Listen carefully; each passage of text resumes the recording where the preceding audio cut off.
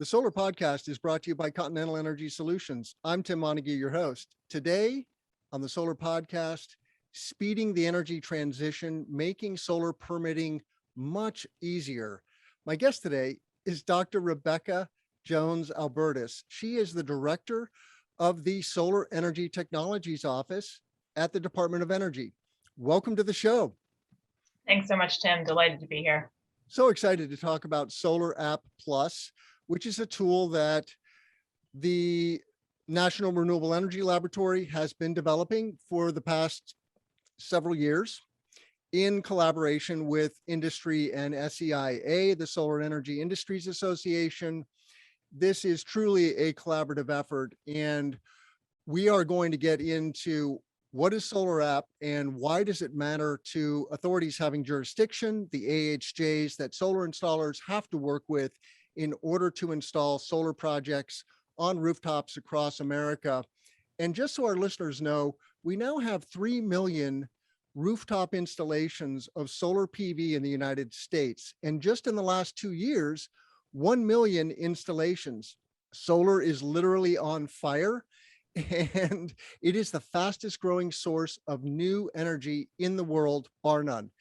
So, Dr. Jones, please give us a little background on yourself. I know that you've been in the energy industry your whole career, but give us a snapshot of what was it that caught your attention as a young person, and then we'll talk a little bit about your office's relationship within the DOE.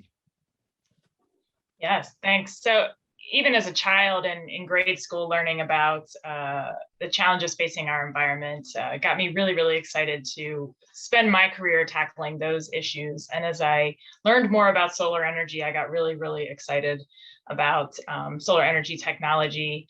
My father is a medical researcher, and so I was very interested in research and the opportunities for innovation to solve key challenges. And so I started out my career working on new materials for more efficient solar cells. Did that for a number of years and went into the industry, had a lot of fun developing very high efficiency cells before coming to the US Department of Energy. So you actually know what perovskites are and what hybrid technology is, and that's just incredible, right? That we have such qualified professionals and scientists like yourself at the helm in government. Thank you very much for your leadership. It is truly a new day in the DOE. And I know the DOE from a personal background living in Albuquerque, New Mexico, where we have Sandia National Laboratory. I have visited Golden, Colorado, where we have the National Renewable Energy Laboratory. And now I call home here in Central Illinois, and Illinois is home to several national laboratories, including Argonne and Fermi, all involved with the DOE. What is the relationship between the Solar Energy Technologies Office and the national laboratories? DOE has 17 national laboratories, which are just such a critical part of carrying out the department's mission. They have long-term investments in research, development, demonstration in critical priority areas. And, they're an extremely close partner in meeting all of our goals. We in the Solar Energy Technologies Office work very closely with the National Renewable Energy Laboratory, which would not be surprising if you know that it was founded as the Solar Energy Research Institute, where they have just decades of expertise that they've built in a multitude of solar technologies, both solar panel technologies, concentrating solar thermal power, power electronics, and how technologies connect to the grid, analysis, expertise. So they have really, really deep background across our 17 national labs that, again, is just an integral part in meeting DOE's mission. And I'm just curious, though, on a daily basis, what is it that you are working on? What are the myriad of things that are coming across your desk? A great diversity of topics, which is one of the things that makes my job so much fun. So the Solar Energy Technologies, our mission, Solar Energy Technologies Office, our mission is to accelerate the advancement and deployment of solar technology. And we're doing that with a real eye on how we can have an equitable transition to a clean energy future, as is such a big, important part of the Biden administration's goals. And so on a daily basis, we're developing new areas where we see funding is needed, areas such as interconnection, where we think the government can play a role in making solar cheaper, making processes easier, bringing stakeholders together. We're funding the next generation of solar panel technologies, as well as concentrating solar thermal technologies, which can be used both to provide solar electricity on demand, because concentrating solar thermal actually takes sunlight and converts it to heat, which you can store for long periods of time, and then you can use to create electricity on demand. Also for we can use that heat directly for industrial applications. So a few just examples, just to illustrate a great diversity of topics. We're really trying to tackle the full gamut, where we see the federal government can play a role in accelerating deployment. So many areas for innovation. Indeed. And just a few weeks ago, on July 15th, the Secretary of the Department of Energy, Jennifer Granholm, announced that the SolarApp is going national.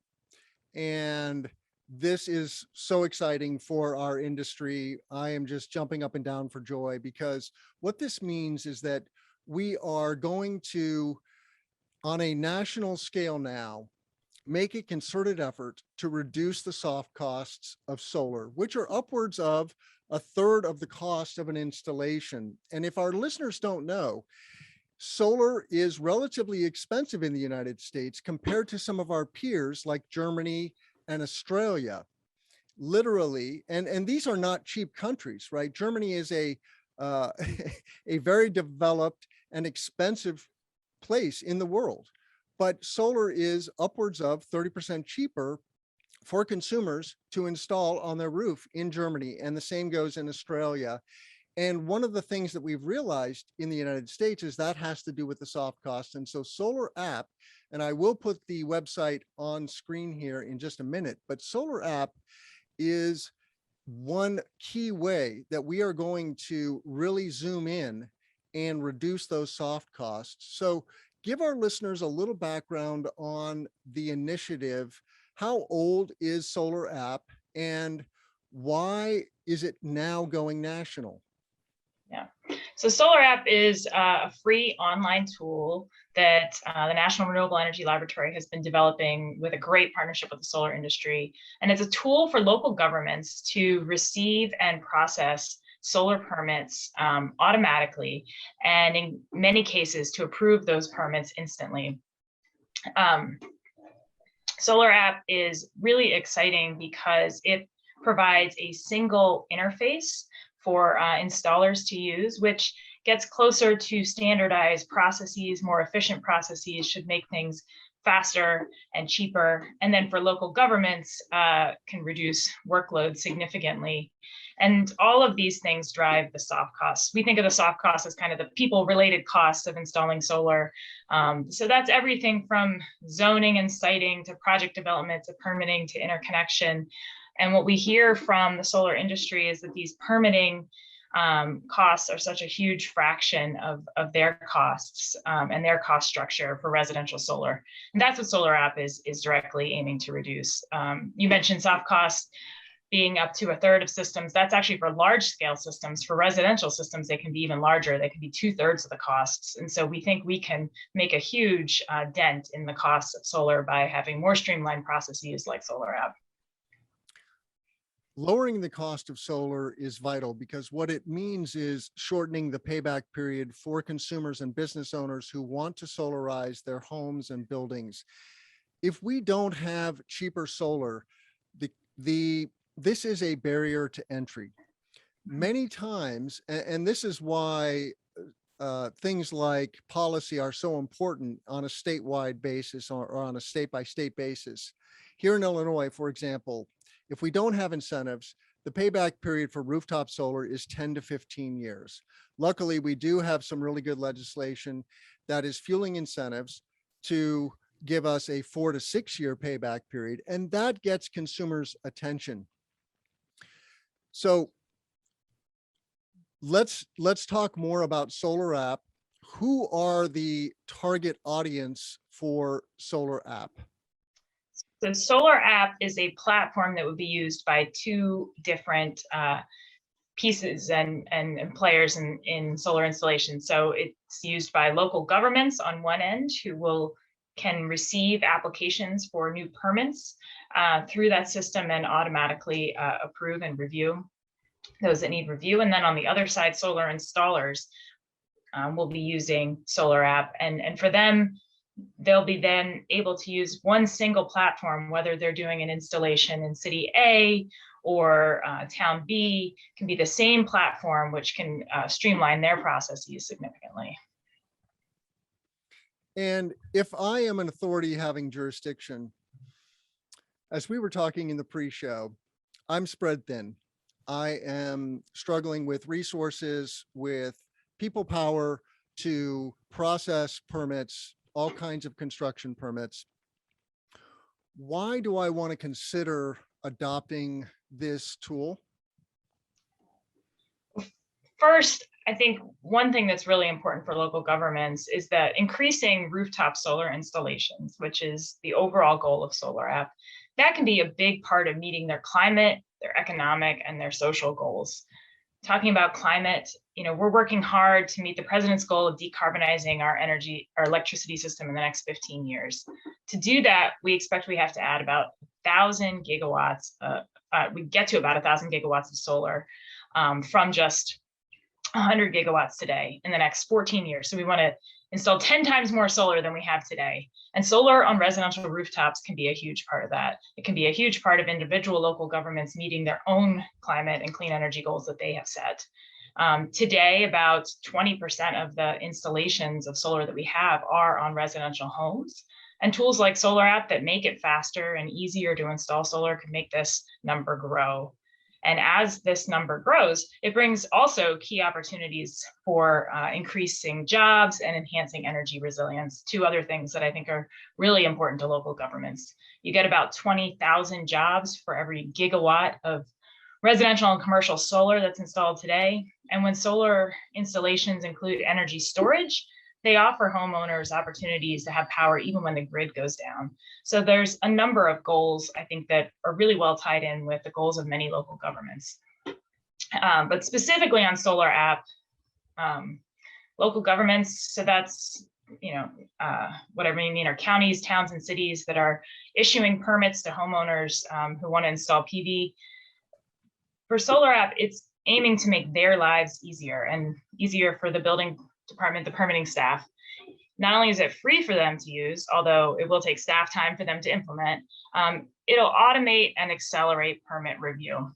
So that should free up time for them to work on more complex solar installation projects. And as we see the solar industry grow and installations grow, we're expecting that the number of these permits that are facing jurisdictions is only going to increase. So having tools to reduce that burden on staff can be really valuable. SolarApp can standardize safety compliance checks and check automatically that applications are complete and remove stale applications from workload. So there's a number of features that can really reduce workload for local governments. So if you're a local authority having jurisdiction and you're listening to this podcast, please go to solarapp.nrel.gov. That website is now on screen. And then go to a main link called For Jurisdictions, right? Permitting authorities use SolarApp to standardize plan review to work more efficiently. So this is actually going to make your life easier. You are going to be more efficient at processing solar project applications. It's going to be a win-win. You're going to get more solar in your community. You're going to reduce the cost of installing solar in your community. This is good for your consumers. It's good for the tax base of the community. It's creating jobs, high wage jobs. And of course, it's cleaning the air as we green the grid and replace coal and natural gas with solar, wind, and storage. It's a both and. It's not just about solar. And this is the perfect win-win. So check out the Solar App at solarapp.nrel.gov, or just Google Solar App, SolarApp, and you will find this website. Now, from the installer side, what does this mean for installers, and what do installers need to know? Installers need to know that SolarApp will be a single platform where they can use for any jurisdiction that's adopted it. So rather than needing to learn the specific rules and different forms that are used for different jurisdictions, even neighboring jurisdictions, they have a one-stop shop for every jurisdiction that's adopted it, where they can input all of the permitting needs. And then for many of their projects, they can get automatic answers. They can get quick turn if they've made a mistake in the permitting application. It'll tell them right away rather than waiting for a human to have to review and identify that. And then it can do automated review and issue some permits automatically. I'm curious if you have feedback from jurisdictions who have started to use SolarApp. What is that experience like, both onboarding and then using the app? We've had very positive experience from our local governments who've piloted the process so far. In fact, Tucson, Arizona has reduced their permitting time from an average of 20 days to 0. So they're really excited about that as they're seeing the numbers of applications come back up. And one thing I wanted to mention for local governments, if you're concerned that you have your own permitting software already and how does this work, SolarApp can be used in conjunction with other software systems, or it can be used standalone. So both of those are possible, and that's figured out in the onboarding process. So you asked about the onboarding process, and when we have an authority having jurisdiction who's interested in learning more, testing, implementing SolarApp, you fill out the interest questionnaire on the website you just showed, Tim, and then NREL will reach out and help with providing more information and then testing and eventually implementing SolarApp as needed. Very cool. So it's free for jurisdictions. Is it free for installers as well? It's set up so that installers will pay a modest fee to use the app, and that is what will support the long-term maintenance of the app. But from what we've heard from installers to date who've been working with it, those fees are more than made up by the cost savings that they're expected from using the app. Yep. And looking at the website, there's also something called Solar Trace. What is that? Solar Trace is something that NREL has set up to collect data on how long it takes to permit and install residential solar, jurisdiction by jurisdiction. And so often a homeowner might want to know how long will it take to go solar where I live, or a company may want to know, I'm thinking about starting to work in this new area. How friendly is that going to be for me as a company? Both of them can access data on the length of time for permitting and installation from that system. And then, of course, we'll be using that to help benchmark improvements that come from using SolarApp as well. I want to harken back to what you said about the permitting time, because this is a big deal. In more mature markets like Australia and Germany, installing a solar array is not a month-long or 2-month-long process. It is a days or weeks at most length process. And that is one of the vital aspects for authorities having jurisdiction to adopt SolarApp, and then for installers to join and begin using it. It's a both and. That is one of my favorite expressions. We need both the authorities having jurisdiction and the installers. The installers really won't have a choice, I don't think, after a jurisdiction adopts SolarApp, right? Because that is the interface then through which they are applying for their solar projects or their construction projects. But this is a rocket ship to efficiency, as I like to say. And it's going to make it so much faster and easier and more enjoyable and less costly for everyone involved. And so if you're a consumer, you care about this. If you're a jurisdiction, you care about this. And if you're an installer, you're just jumping up and down for joy because this means more solar is going to get installed in the United States. And if you care about climate change, this is also vital because we have an emergency on our hands. We see the droughts, fires, and floods that are wreaking havoc around the United States and around the globe. And we have to make the energy transition as quickly as possible. And one of the greatest ways to do that is to just make it cheap and affordable and easy to do. I wonder, when you look forward 3 to 5 years, what do you see in terms of adoption of SolarApp? Well, we're really hoping that local governments who are signing up today, we're having really strong interest already of folks in learning more. And I'm hoping this podcast and others like it will help get even more counties, cities, and towns interested. But we're seeing really strong interest in the tool. And so I'm hoping that as jurisdictions pilot this, they're going to find that it really is something that adds a lot of value, and they're going to sign up. And as we go out in years, I hope we find a large share of the country that is using SolarApp. We're planning to add new functionality and features to SolarApp. We're already piloting SolarApp for use to solar and storage systems. That's the plus. It's been saying SolarApp, but it's SolarApp Plus, and the plus indicates that it's not just solar and storage, and we'll be adding additional functionality. And so jurisdictions who are part of SolarApp can certainly be feeding into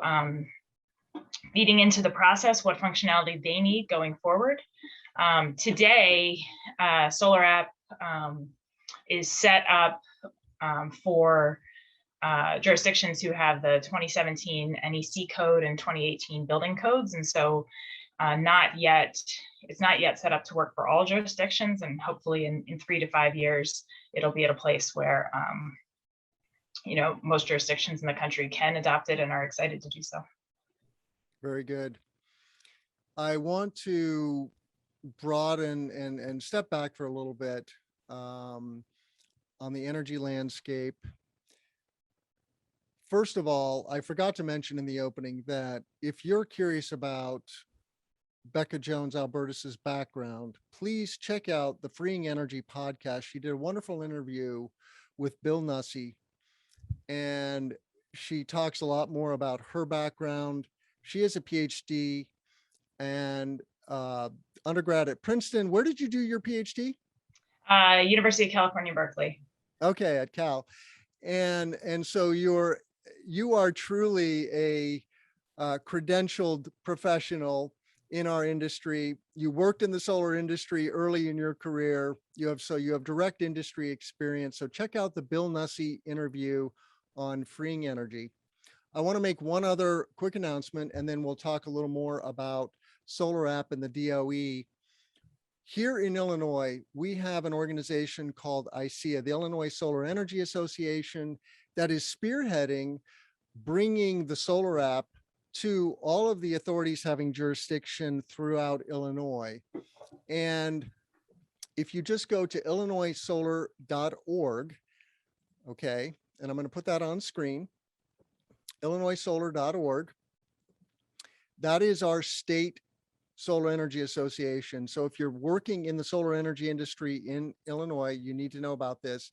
We are hosting a Tesla raffle. You can win a Tesla Model X by buying a $100 ticket or buy 4 tickets for $300. That raffle is going to be held in April of 2022. But check out illinoissolar.org, and then also check out all of this content at cesenergy.com/podcast, where I'm bringing you an interview a week with thought leaders like Nick Blitterswyk on community solar, Lloyd Cass from Franklin Energy on energy efficiency, wonderful academics like Greg Nemeth from the University of Wisconsin, how solar got cheap, etc. And then also on a weekly basis, I'm bringing you the Clean Power Hour with my co-host, John Weaver. This week's show just dropped this morning. and we were talking about nukes versus solar. John has a wonderful analysis of what's going on in Georgia, and we cover topics like virtual power plants, microgrids, and always a little space thrown in there. So check us out at cesnrg.com/podcast. Please subscribe to the channel, give it a thumbs up, and share it with your friends. Now, back to the DOE. My friend and colleague in the energy industry, Jigar Shah, is now famous because he started one of the first big time solar companies called Sun Edison, went on to start Generate Capital, which is a clean tech venture capital firm. And he now heads up the Office of Loans programs at the DOE. So he is supporting the energy transition and entrepreneurs and technologies that need government support. I'm curious if you, Dr. Jones, could speak to a little bit about the Office of Loans and their role in the energy transition. Yeah, we're very excited to have Jigar with us at DOE, and of course, financing to scale up manufacturing of new technologies, and is just a critical barrier in bringing new technologies to market. And DOE's loan program is able to address those barriers by providing financing for new technologies that qualify to scale up their manufacturing in the US. And so it's a really important role as we drive forward. The solar industry has just a tremendous pace of innovation. And it's just amazing to see how fast products evolve and innovate. It's almost every year. There's pretty significant changes in solar technology. So innovation is critical. And as we're innovating, we want to be making those technologies in the US. And the Loan Program Office is here to help do that for clean energy technologies. So solar, as well as the whole gamut of technologies that DOE supports. It is a little ironic that we invented the modern solar cell here in the United States at Bell Labs in 1953 or 54 in New Jersey. And we were a leader in manufacturing of solar technology. But then we kind of lost focus, and the Germans and the Japanese and then the Chinese really shined a light on solar and took it to the next level. And now we are in a little bit of a position of playing catch up. And of course, R&D is a vital aspect of that. So I'm grateful for the DOE's leadership and making the United States a true powerhouse. We are a powerhouse in science and technology, bar none. And it's only appropriate that we should continue to lead the clean energy revolution as such, and be the manufacturing powerhouse that we can be. So stepping back to SolarApp in the closing minutes of the interview here, when you think about the opportunity, you're fully aware that solar is a rocket ship. And if you put the hat on of an authority having jurisdiction for a moment, what are the considerations that you really need to put front and center? Well, I think, time is always a critical piece, staff time. And how do you ensure continued safety and productivity as an organization? And so what I want to say about SolarApp Plus and how we've designed it is the National Renewable Energy Laboratory staff are personally working with jurisdictions who are going to be implementing the tool to help them both, with actual implementation and learning to use the tool to most effectively use their staff time, because obviously it saves time down the road, but it takes time to learn. So there's assistance in learning that tool that is available. And also just wanted to say that there's time to demo and pilot the tool and ensure that jurisdictions are comfortable with the reviews that are done. And some of our jurisdictions that have been piloting the tool, they go through and they see when the tool does automatic review, They are then able to check with their own people's review of the permits to ensure they're really, really comfortable that the automatic review is doing as good a job as they were doing before they, push the button for adoption. So we know that safety is a critical part and a critical priority for jurisdictions, and want to provide the support so that they get the confidence they need in the tool before they would adopt it fully. Let's, in the closing moments here, talk about professional development. We need tens of thousands of young, thoughtful, smart, passionate people to get into the clean energy transition. And it doesn't matter if your interest is finance or marketing or engineering or material science or electrical engineering, right? No matter your personal professional interests, there is a role to play in the energy transition. What do you say to your peers and other young students and young professionals about this opportunity? Say that the clean energy transition is just so critical to addressing climate change, to building an economy with opportunities and benefits, which is such a priority for us at DOE, bringing those opportunities and benefits to all Americans. And, I'd say, I think you said it very well, Tim, I'd say pursue your talents and passions and see how you can apply those to the clean energy sector. We are expecting tremendous growth in jobs from project development to installation to financing to technology advancement. And so whatever your talents are, there is likely a place for them in the clean energy transition. And as someone who spent her career in that sector, I can say I find it just tremendously rewarding to be addressing one of the biggest challenges of our time, I think, which is climate change. I wonder if the DOE is hiring interns. We do have an intern program, a regular summer intern program for college students from minority serving institutions. That is the MEI SPP program. And we have other internship and fellowship programs. So both internships and fellowships for recent graduates or people who are contemplating a transition in their career. Wonderful. Well, thank you so much for coming on the Solar Podcast. I'm eternally grateful for your time and your leadership. I'm Tim Montague, your host. Let's grow solar and storage. Thank you so much.